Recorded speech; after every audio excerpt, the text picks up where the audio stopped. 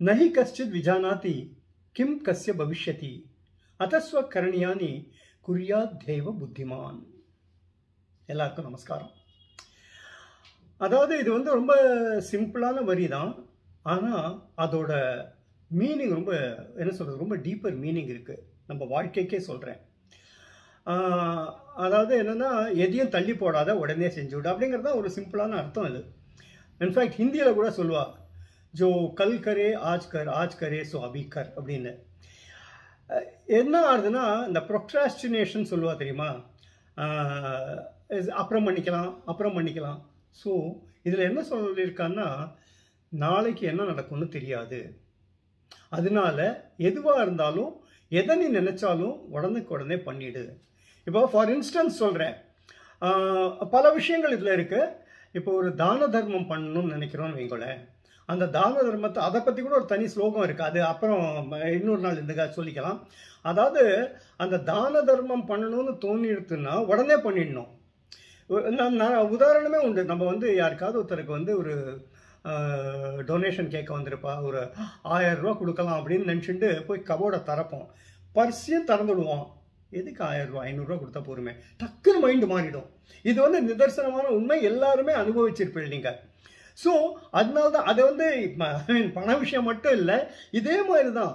இப்போ வந்து இன்னைக்கு வந்து இந்த வேலையை முடிக்கணும்னு இருக்கும், இன்னைக்கு இல்லையா நாளைக்கு பண்ணிக்கலாம் அப்படின்னு நான் வந்து நெகட்டிவாக சொல்லலை, அதோட என்ன விளைவுகள் சொல்கிறேன். அன்றைக்கி ஈவினிங்கே வந்து ஸ்கூட்டர்லேயோ இதுலையோ போகும்போது ஏதோ காலில் அடிபட்டுடும், அடுத்த நாள் பண்ண முடியாமல் போயிடும். ஸோ அதுக்கப்புறம் அது ரொம்ப இது வந்து தள்ளி போயிடும், அதுக்கப்புறம் நடக்காமல் போகலாம். ஸோ போஸ்ட்போன்மெண்ட்டுன்னு வந்தாலே அதுக்கு வந்து பொதுவாக பார்த்தேன்னா அதுக்கு வந்து விளைவுகள் சாதகமாக இருக்காது. அதுக்காக தான் சொல்கிறது வந்து எதை நினைச்சாலும் உடனே பண்ணிடு அப்படின்னு. அதே சமயம் வந்து நம்மளுக்கு வந்து ஒரு நிதானமும் இருக்கணும். அதாவது ஹேஸ்ட் மேக்ஸ் வேஸ்ட்ன்னு சொல்லுவா. அதுக்காக சில பேர் உண்டு சுருச்சு அப்படின்னு பண்ணுறதுக்கு போவா, அதில் வந்து நஷ்டங்கள் ஏற்படும், அதோட விளைவுகளும் பாதிப்புகளும் வேற மாதிரி இருக்கும். என்னன்னா 2 விஷயம், எதை நீ செய்யணும்னு நினைக்கிறியோ அதை வந்து தள்ளி போடாமல் பண்ணணும். 2வது வந்து எதுவாக இருந்தாலும் நிதானமாக பண்ணணும், அவசரப்படாமல். அந்த பேலன்ஸ் ஆஃப் மைண்ட் போகணும். அந்த பேலன்ஸ் ஆஃப் மைண்ட் வந்துனா தான் அதோட வந்து தொடர்பாக வந்து உங்களுக்கு வந்து பீஸ் ஆஃப் மைண்ட் வரும். அண்ட் பீஸ் ஆஃப் மைண்ட் வந்துருதுனாலே ஒரு நிம்மதியான தூக்கம் வரும். திஸ் ஆல் நம்ம லைஃப்பில் பார்த்தேன்னா எல்லாமே வந்து inter related and inter connected தான். அதாவது நியூட்டன்ஸ்லாம் இப்போ சொல்கிற every action has got equal and opposite reaction அப்படிலாம், இதெல்லாம் நம்ம ஏற்கனவே பல 1000 வருஷங்களுக்கு முன்னாடிலாம் இதெல்லாம் சொல்லியாச்சு. பட் என்னன்னா நம்மளுக்கு வந்து பொதுவாகவே வந்து இந்த மாதிரி இங்கிலீஷில் சொன்னால், அதுவும் வெளிநாட்டிலேருந்து சொன்னால் அதுக்கு வந்து ஓ இதான் கரெக்டுப்பா அப்படிங்கிறோம். I mean I'm not trying to, அதுவும் கரெக்டு தான், இல்லைன்னு நான் சொல்லலை. பட் அதுக்கு முன்னாடியே நம்ம கரெக்டாக இருந்திருக்கோம். That's what I wanted to highlight. Anyway, கர்மா ரசிகர்கள் எல்லோருக்கும் என்னோட பணிவான வணக்கம். நான் வந்து இப்போது என்ன சொல்கிறது, விரிவாக எதுவும் பேச போகிறதில்ல. ஏன்னா எல்லாருமே வந்து இன்னிலேருந்து வந்து பகவான் ரமண மகரிஷி அவரை பற்றின என்னோட நாடகத்தை உங்களோட ஷேர் பண்ண போகிறேன். இது வந்து 2018 ஜூன் மாதம் 8ஆம் தேதி நாரதகான சபாவில் அரங்கேற்றம் ஆச்சு. இதில் நான் ஏற்கனவே ஒரு வீடியோவில் சொன்ன மாதிரி my heartfelt thanks to Ashwin Kumar Iyer and Mahalakshmi Ashwin. இவா 2 பேரும் சேர்ந்து தான் இந்த நாடகத்தை ப்ரொடியூஸ் பண்ணா. இல்லைன்னா இந்த நாடகம் என்னால் வந்து அரங்கேற்றம் பண்ணியிருக்க முடியாது. அவளோட சப்போர்ட்னால தான் இது நடந்தது. அண்ட் இது வந்து என்னென்னா 2 மணி நேரத்தில் வந்து ஒரு பகவான் ரமண மகர்ஷியோட வாழ்க்கை சரித்திரம் சொல்கிறதுங்கிறது வந்து அவ்வளோ சாமானியமான விஷயம் இல்லை. ஏன்னா அதில் வந்து என்ன ஒரு இதுன்னு சொல்கிறேன் உங்களுக்கு, ஹைலி ஃபிலசாபிக்கல். அதாவது ஹூ ஆம் ஐ அப்படின்னு, அது வந்து வேர்ல்ட் ஃபேமஸ் கோட் அது அவரோடது, நான் யார். அண்ட் அவங்களோட அந்த நான் வந்து அதை ஃபுல்லாக படித்து பார்த்தபோது உரையாடல்களாக, ஏன்னா இப்போ சில பேரோட வந்து பயோகிராஃபியோ இல்லை அவளோட வாழ்க்கை சரித்திரம் பண்ணுற பொழுது இன்சிடென்ட்ஸ் நிறைய இருக்கும். அதாவது மிராக்கிள்ஸ் இருக்கலாம், இல்லை அவளோட வாழ்க்கை அனுபவங்கள்லாம் சிலதெல்லாம் இருக்கும். எனக்கு வந்து ரமண மகரிஷியை பற்றி பண்ணுற பொழுது அவர் வந்து என்ன மிராக்கிள்லாம் ஒன்றும் அவர் பண்ணலை. அண்ட் ஆல்சோ அவரோட டாக்ஸ் எல்லாம் பார்த்தாலே எல்லாமே ஃபிலசாபிக்கலாக இருக்கும். அப்படி இருக்கும் பொழுதும் அதை வந்து ஒரு ஏன்னா இன்ட்ரெஸ்ட் சஸ்டெயின் பண்ணுறதுக்கு ஒரு கதைன்னு ஒன்று வேணும். ஸோ அந்த அந்த ஒரு சேலஞ்ச் எனக்கு இருந்தது. இருந்தாலும் கடவுள் அனுகிரகம். இன்ஃபேக்ட் இவர் அஸ்வின் குமாரே என்கிட்ட அடிக்கடி சொல்ல, சார் நீங்கள் எதுவும் கவலைப்படாதீங்க சார், அவர் ரமண மகர்ஷியே பார்த்துப்பார் அப்படின்னு. ஸோ அப்பவும் எனக்கு அதே நம்பிக்கை தான், எல்லாம் தன்னால் நடக்கும் அப்படின்னு. ஸோ அந்த விதத்தில் வந்து என்னால் முடிஞ்ச வரைக்கும் 2 மணி நேரத்துக்குள்ள அண்ட் எனக்கு வந்து இதில் வந்து நான் வந்து அதில் நடித்த ஆர்டிஸ்ட், அஃப்கோர்ஸ் அவளை பற்றி நான் வந்து செப்பரேட்டாக சொல்கிறேன்னா, ஆனால் கரெக்ட் அது அமைஞ்ச ஆர்டிஸ்ட்டும் ஒவ்வொருத்தருமே சொல்கிறேன். ஏன்னா அனுராதா ஸ்ரீராம்னா நினச்சே பார்க்க முடியாதுன்னா, அவள் வந்து இது வரைக்கும் மேடை நாடகம் நடித்ததே கிடையாது. ஸோ அவள் வந்து பார்ட்டிசிபேட் பண்ணுறேன்னு சொன்னது. அதே மாதிரி ராகவ், பிரீதா, ஏன்னா ஹோல் அது அண்ட் மெயினாக அதில் பார்த்தேன்னா பெரிய ரமணராக 4 ஸ்டேஜ் ஆஃப் ரமணர் இதில் காமிச்சிருப்பேன். சின்ன குழந்தையாக இருந்தது, அப்புறம் ஒரு டீனேஜாக இருக்கும், அப்புறம் ஒரு மிடில் ஏஜாக இருக்கும், அப்புறம் வந்து ஓல்டேஜாக இருக்கும். ஸோ அதில் வந்து ரமணராக ஓல்டேஜ் பண்ண ரமணரை பார்த்தேன்னா அது அப்படி அமைஞ்சு போச்சு. அதே அப்படியே அசல் அச்சு மாதிரியே இருப்பேன்னு வச்சுக்கோங்களேன். அதே மாதிரி இந்த டீனேஜ் ரமணரும் பார்த்தா அந்த அந்த போஸ் ஒன்று இப்படி அப்படி பார்த்துட்டு இருக்கிற மாதிரி, இதுதான் ஃபேமஸ் ஃபோட்டோகிராஃப். அதே மாதிரி அச்சாசெல்லாம் எனக்கு அந்த இவன் முத்துன்னு பேர், அவர் பேர், அது கிடச்சதெல்லாம் வந்து என்ன சொல்கிறது, எல்லாம் கடவுளோட அனுகிரகம் அப்படின்னு தான் சொல்லணும்.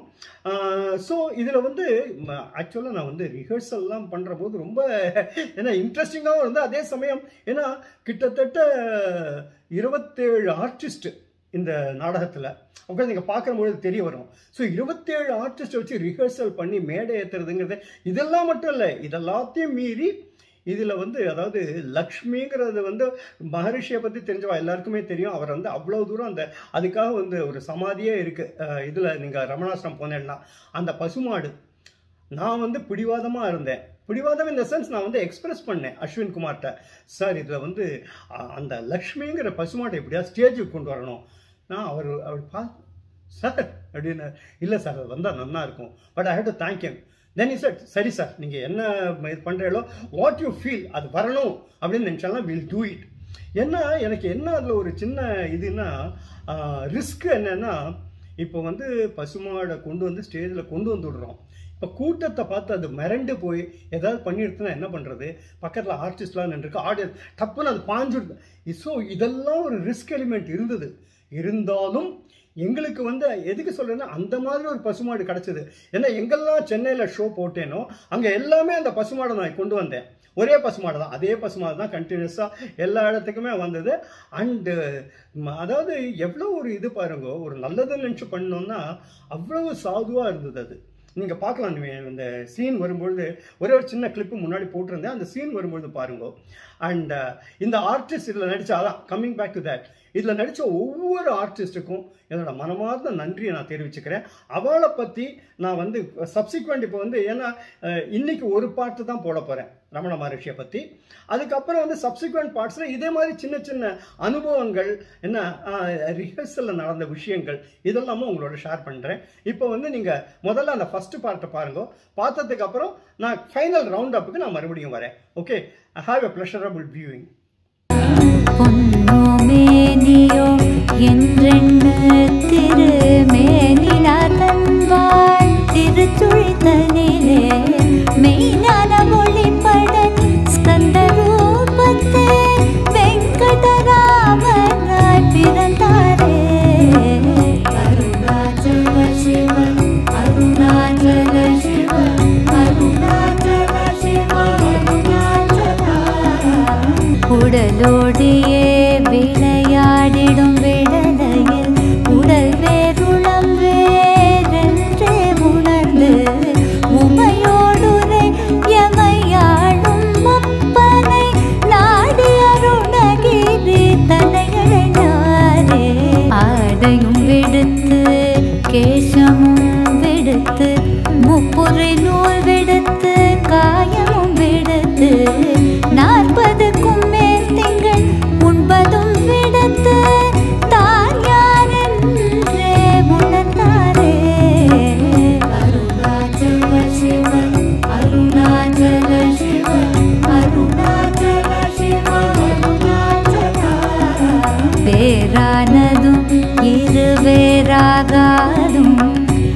உயர் ஞானம் தனை வாய்மொழியின்றி இன்முறுவல் பூத்த அருளால் உரைத்தீது அருள் ஞான ஜோதியாய் ஒளிர்ந்தாரே.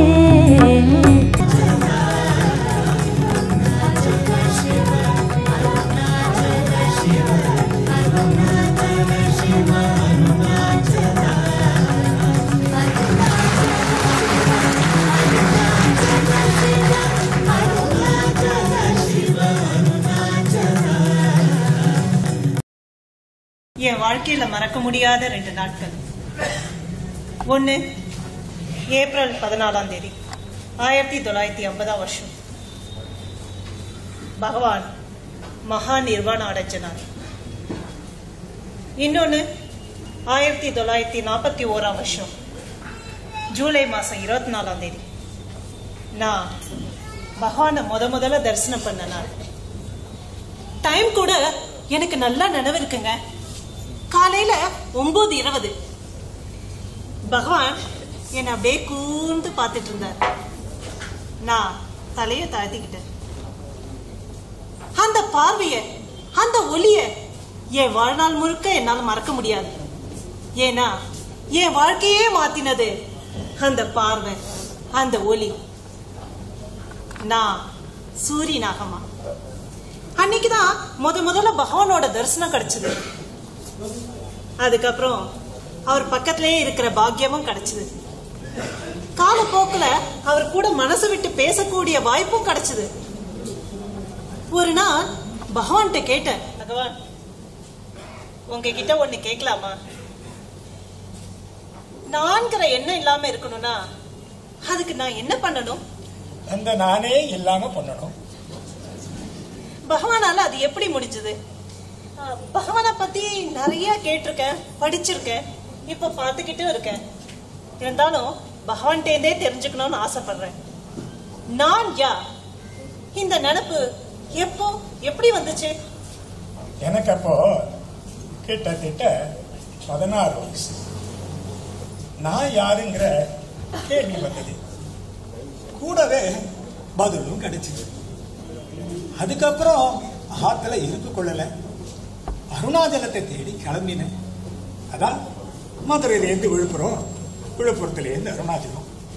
அப்போ ட்ரெயின்ல உட்காந்து எப்போ அருணாச்சலத்துக்கு போவோன்னு மனசு துடிச்சுட்டு இருந்தது.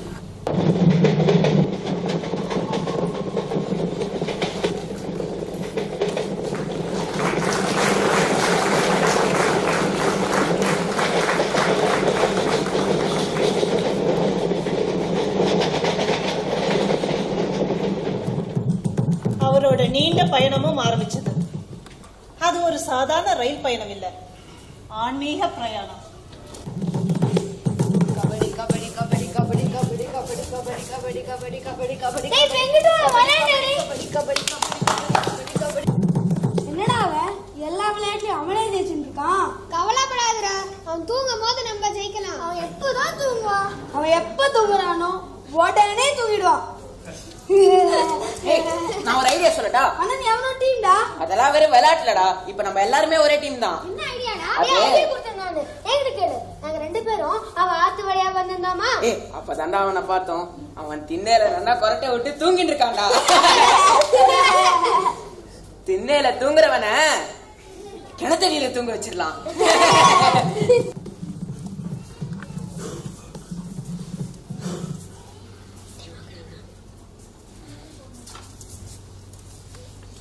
இரு நான் பண்றேன் பாரு.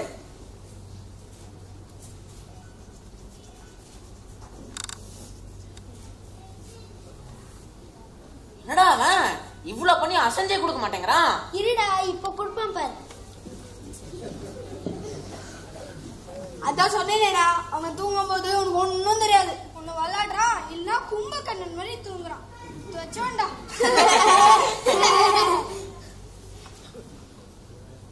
அப்போ அடுத்தது விஷயம் தெரியுமா? சுந்தரமையர் காலமாயிட்டார். அழகம்மாளுக்கும் குழந்தைகளுக்கும் என்ன போராத காலமோ. பாவம், பார்க்கவே பரிதாபமா இருக்கா.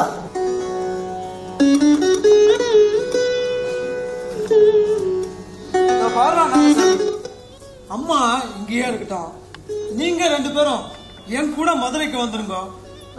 இங்க எல்லாரையும் வச்சு பராமரிக்கிறது அவ்வளோ சௌரியப்படாது. அதனால நீங்க அங்கேயே இருங்க. அம்மா நேரம் கிடைக்கும் போது வந்துட்டு போயிட்டு இருக்கட்டும். நீங்க சொல்றதெல்லாம் வாஸ்தவம் தான் சித்தப்பா. ஆனா வெங்கட்டுவை விட்டு பிரிஞ்சு இருக்கிறது அம்மாவுக்குமே ரொம்ப சிரமமா இருக்கும். இவன் வேற சின்ன குழந்தை பாருங்க, பாவம் ஏங்கி போயிடுவான். இவன் அம்மா வயத்துல இருக்கிறச்சு அரிக்கிற மாதிரி ஒரு எரிச்சலை கொடுத்துட்டு இருந்தான். வில்வேலையும் வேப்பலையும் அரைச்சு பத்தெல்லாம் போட வேண்டி இருந்தது. அதனாலதான் சித்தப்பா சொல்றேன்.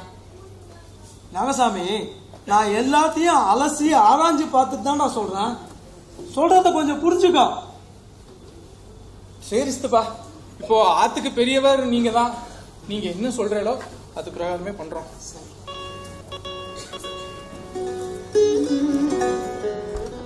அன்னைக்கு போனோம். ஏதோ நான் போன போக்கில் வாழ்க்கை போயிட்டு இருந்தது. ஸ்கூலுக்கு போவேன், கோவிலுக்கு போவேன், விளையாடுவேன், பெரிய புராணம் படிப்பேன், சாப்பிடுவேன், தூங்குவேன். இதுதான் வாழ்க்கைன்னு நினைச்சிட்டு இருந்தேன். அப்போ ஒரு நாள் ஒரு பெரியவர் ஆத்துக்கு வந்தார்.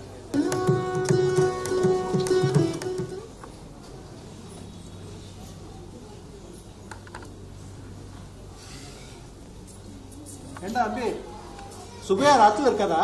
சித்தப்பா வெளியே போயிருக்கா, வர நேரம் தான். நீங்க யாரு, எங்க இருந்து வரீங்க? என் பேர் ஜெயராமன், அருணாச்சலத்துல இருந்து வரேன். अरुणाचल शिव अरुणाचल अरुणाचल शिव अरुणाचल अरुणाचल शिव अरुणाचल अरुणाचल शिव अरुणाचल अरुणाचल शिव अरुणाचल अरुणाचल शिव अरुणाचल अरुणाचल शिव अरुणाचल अरुणाचल शिव अरुणाचल अरुणाचल शिव अरुणाचल अरुणाचल शिव अरुणाचल अरुणाचल शिव अरुणाचल अरुणाचल शिव अरुणाचल अरुणाचल शिव அருணாச்சலங்கிற அந்த வார்த்தை என் மனசுல, என் உடம்புல ஒரு பரவசத்தை ஏற்படுத்திட்டு, ஏன் எதனாலேன்னு எனக்கு சொல்ல தெரியல. எல்லாருடைய மனசுலயும் அருணாச்சலன்ற அந்த வார்த்தை தான் ஒலிச்சுட்டு இருக்கும் நான் நினைச்சுட்டு இருந்தேன். அருணாச்சலன்ற ஊர் அப்பதான் எனக்கு பேர் தெரிஞ்சது. அங்க உடனே போக மனசு துடிக்க ஆரம்பிச்சது. அந்த நாளும் வந்தது.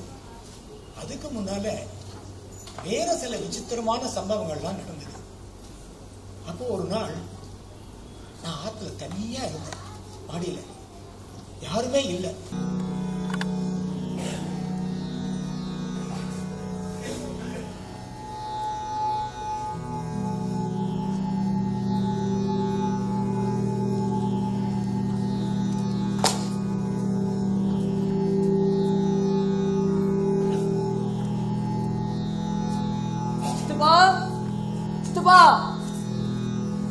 அண்ணா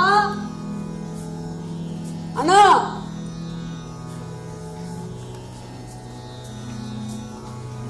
நான் இப்ப செத்து போயிட போறேன்னு பயமா இருக்கு. எனக்கு எந்த வியாதியும் இல்ல, எந்த உபாதையும் கிடையாது. அப்புறம் எனக்கு இந்த மரண பயம்.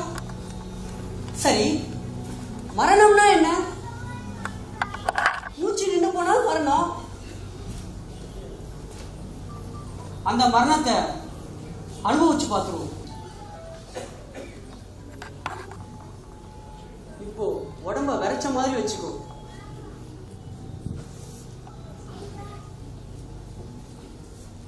இப்போ வாய நன்னா மூடிக்கோ.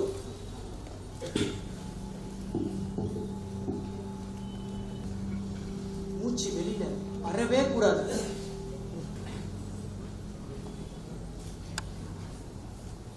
இப்போ உன் மூச்சு நின்று போயிடுச்சு.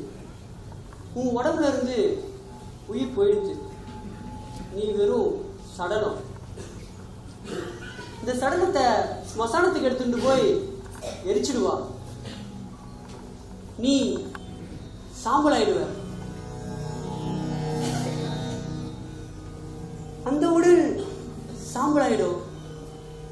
அப்போ இங்க நிக்கிற நான் யார்? நான் யார்? நான் யார்? நான் யார்? அந்த அனுபவம் என் மனசுல ஆழமா பதிஞ்சு போச்சு. விளையாட்டுலையும் படிப்புலையும் பிடிப்பு விட்டு போச்சு. ஒருவித ஆத்ம விசாரம் ஆரம்பமாச்சு. மனசு தனிமையை நாடி அப்போது அந்த தனிமையை தேட ஆரம்பிச்சேன்.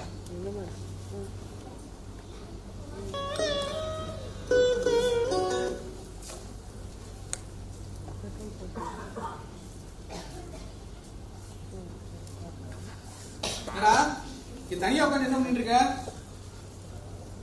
நானும் சமீப காலமா பார்த்துட்டு இருக்கேன். எதையோ தொலைச்ச மாதிரியே இருக்க.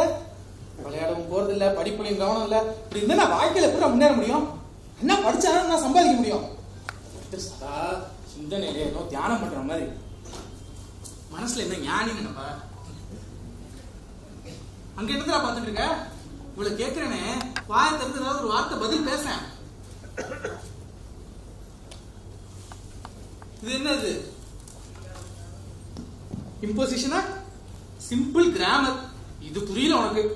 இதெல்லாம் படிச்சு கொடுத்தாங்கதான். நீ இப்படி இருக்கிறவனுக்கு இதெல்லாம் என்னத்துக்கு? எல்லாத்தையும் உதறி தந்து போக வேண்டியதானே?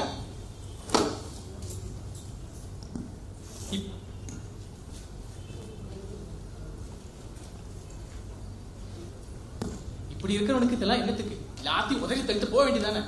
இப்படி இருக்கிறவனுக்கு இதெல்லாம் என்னத்துக்கு? எல்லாத்தையும் உதறி தள்ளிட்டு போக வேண்டியதானே?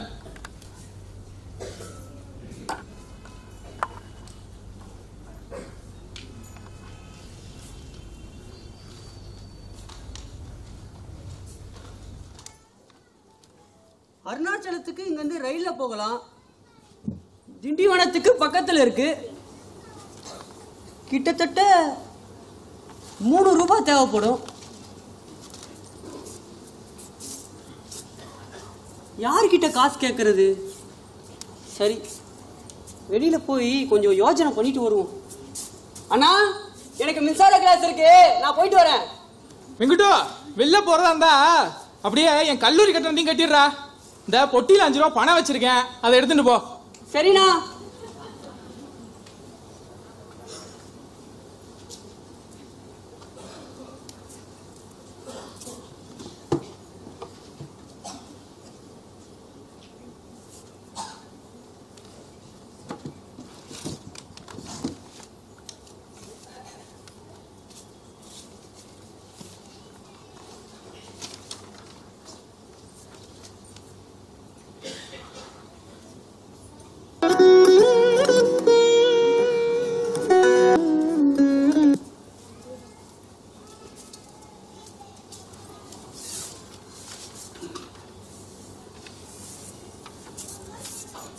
சித்தப்பா, சித்தப்பா, இங்க வாங்க. என்னடா மத்தியான நேரத்துல கொஞ்சம் கட்டையை சாய்க்கலான்னு பார்த்தா அதுக்கு விட மாட்டேன்றிய. இல்ல சித்தப்பா, அந்த வெங்குட்டு இதை எழுதி வச்சுட்டு போயிருக்கான் பாருங்க. என்ன சொல்லு? நான் என் தகப்பனாரை தேடிக்கொண்டு அவருடைய உத்தரவின்படி இவ்விடத்தை விட்டு கிளம்பி விட்டேன். இது நல்ல காரியத்தில் பிரவேசித்திருக்கிறது. ஆகையால் இந்த காரியத்திற்கு ஒருவரும் விசனப்பட வேண்டாம். இதை பார்ப்பதற்காக பணமும் செலவு செய்ய வேண்டாம். உன் சம்பளம் செலுத்தவில்லை, ரூபாய் 2 இதோடு இருக்கிறது. இப்படிக்கு என்ன சித்தப்பா, இதுக்கு என்ன அர்த்தம்? புரிஞ்ச மாதிரி இருக்கு, புரியாத மாதிரி இருக்கு. நான் என் தகப்பனாரை தேடிக்கொண்டு அவருடைய உத்தரவின்படி இவ்விடத்தை விட்டு கிளம்பி விட்டேன். தோப்பனார் போய் வருஷ கணக்காயிடுத்து. அவருடைய உத்தரவின்படினா இது ஒண்ணும் இல்லடா, அவன் ஏதோ கோவத்துல வேகத்துல கிரிக்கிட்டு போயிருக்கான். நீ வெசது அவனுக்கு பிடிக்கலன்னு நினைக்கிறான். அதான் தொலைக்கு ரோஷம் வந்து பொத்துன்னு போயிட்டான். கையில 3 ரூபாய் இருக்கணும், விரயம் பண்ணா தன்னால தலையை தொங்க போட்டு வந்து இங்க நிப்பான். இதுக்கு போய் ஏன் தூக்கத்தை ஏண்டா கெடுத்த? உன்னை அந்த சைக்கிளை தொடச்சி வைக்க சொன்னால போய் தொட. ஏதோ கோபத்துல எழுதி வச்சுட்டு போனதா அவங்க எல்லாரும் நினைச்சிட்டு இருந்தாங்க. அதான் பகவானோட அந்த உயர்ந்த தத்துவம் அப்ப அவங்க யாருக்கும் பிடிபடல. திருவண்ணாமலையிலேருந்து எனக்கு அழைப்பு வந்துடுச்சு. இனிமேல் அதுதான் என்னோட இருப்பிடம். நான் யார்ங்கிறதுக்கு எனக்கு பதில் கிடைச்சிருச்சு அப்படின்னு உணர்த்தின கடுதாசிங்க அது. இப்படிக்கு அப்படின்னு வெறும்னா விட்டுருந்தார். அதாவது சரீரத்துக்கு தான் பேர் இருக்கு, ஆத்மாவுக்கு பேர் இல்லைன்னு சொல்லாம சொல்லிட்டு கிளம்பிட்டாருங்க. ஆகஸ்ட் 29, 1896 வருஷம் மதுரையிலேருந்து கிளம்பினவர் செப்டம்பர் 1 திருவண்ணாமலையில் காலடி எடுத்து வச்சார். அந்த புண்ணிய பூமி இன்னும் புனிதமாக மாறிச்சு. ஏப்ரல் 14, 1950 வருஷம் பகவான் மகா நிர்வாணம் அடைகிற வரைக்கும் திருவண்ணாமலையை விட்டு அவர் நகர்ல, ஆனா உலகமே அவரை நோக்கி வந்தது. திருவண்ணாமலைக்கு வந்தவர் செஞ்ச முதல் காரியம் அண்ணாமலையார் தரிசனம். அந்த ஞானோதயத்துல எல்லாத்தையும் திறந்தார். பக்கத்துல இருக்கிற ஐயங்குளத்துக்கு போனார். கொண்டு வந்த பக்ஷணத்தையும் கையில இருந்த மிச்ச காசையும் குளத்திலே தூக்கி போட்டார். இனிமேல் இதெல்லாம் தனக்கு தேவையில்லை அப்படின்னு தீர்மானம் பண்ணினார். யாரோ வந்து தலைக்கு மொட்டை அடிக்கணுமா அப்படின்னு கேட்டாங்க. இந்த தேகமே தன்னோடது இல்லைன்னு ஆனதுக்கு அப்புறம் அதுக்கு என்ன நடந்தா என்ன, சரின்னு தலையாட்டினார். தலையில இருந்த முடியும் போச்சு, உடம்புல இருந்த வேஷ்டி சட்டையும் போச்சு, கூடவே போட்டிருந்த பூனலும் குளத்தோடையே போச்சு. கோவனாண்டியா கோவிலை நோக்கி போனார். மழை கொட்டிச்சு. தலைய மழிச்சவ ஸ்நானம் பண்ணாம கோவிலுக்கு போலாமா? அதான் இயற்கையே அந்த உடலை சுத்தப்படுத்திச்சு. இதெல்லாம் பகவான் என்கிட்ட நேரடியா சொன்னதுங்க. இந்த சம்பவங்களை கேட்க கேட்க எனக்கு கவித்துவமா பட்டுது. அப்பனை தேடி போகுதே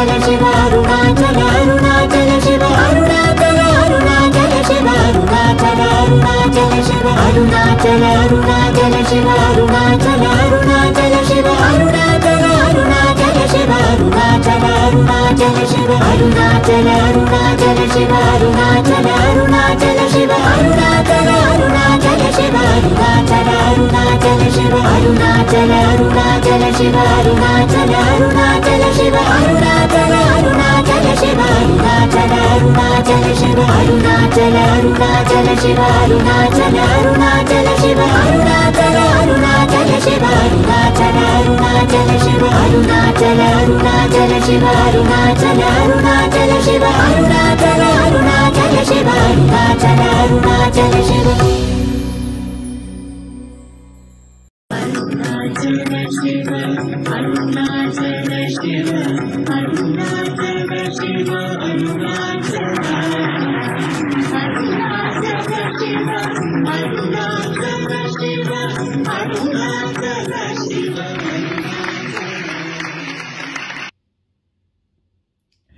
ஸோ இந்த ஃபர்ஸ்ட் பார்ட் உங்களுக்கு வந்து இன்ட்ரெஸ்டிங்காக இருந்திருக்கும்னு நினைக்கிறேன்.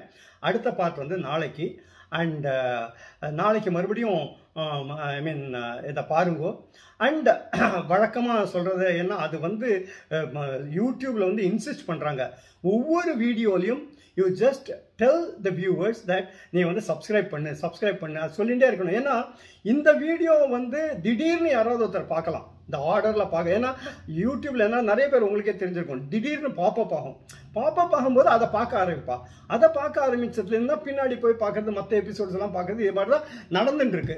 ஸோ அப்போ என்ன ஆகுதுன்னா, அதை சப்ஸ்கிரைப் பண்ணினா ஒரு அட்வான்டேஜ் என்னன்னா, அந்த நோட்டிஃபிகேஷன் வரும். அடுத்தது நான் என்ன அப்லோட் பண்ணாலோ இல்லை முன்னாடி இருந்ததோ அதோட நோட்டிஃபிகேஷன் அவளுக்கு வந்தால் அது பார்க்கறதுக்கு சௌரியமாக இருக்கும். அதே மாதிரி மற்றவாழ்கிட்ட அதை ஷேர் பண்ணிக்கிறதுக்கும் நம்மளுக்கு சௌரியமாக இருக்கும். ஸோ அதனால நீங்கள் வந்து அவசியம் சப்ஸ்கிரைப் பண்ணுங்க. செகண்ட் திங் வந்து what I been telling, I will repeat that. எனக்கு வந்து ஒரு வாட்ஸ்அப் குரூப் கிரியேட் பண்ணியிருக்கேன் அந்த கர்மா ரசிகர்களுக்காக. அதுவே வந்து எனக்கு என்ன 1000க்கு மேலே இருக்கா. அதில் அது வந்து 4 செக்ஷன். ஏன்னா ஒரு இதில் வந்து ஒரு குரூப்பில் 256 பேருக்கு மேலே பண்ண முடியாது வாட்ஸ்அப்பில். ஸோ அதுவே ஒரு 5 செக்ஷன் நான் வச்சுருக்கேன். அதுலேயும் வந்து இந்த நம்பர் தான் என்னோடய வாட்ஸ்அப் நம்பர். இந்த நம்பருக்கு வந்து நீங்கள் உங்கள் பேர், ஊர் அண்ட் இது மெசேஜ் அனுப்பிச்சேன்னா உங்களே அது. ஏன்னா அதில் வந்து நான் இன்னும் அப்டேட்ஸ் எல்லாம் இது பண்ணிட்டுருக்கேன், அப்பப்போ இது அப்லோட் பண்ணிட்டுருப்பேன். அண்ட் இன்ட்ரெஸ்டிங்லி இன்னைக்கு, அதாவது இன்னொரு வீடியோ நான் அந்த லிங்க் வந்து நான் கீழே அனுப்புகிறேன் டிஸ்கிரிப்ஷனில்.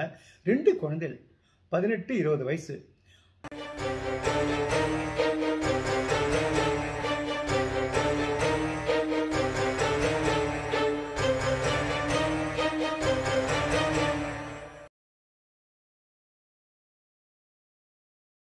Very good evening to you. Yeah, good evening. Good evening, sir. Yeah. So happy to see both of you.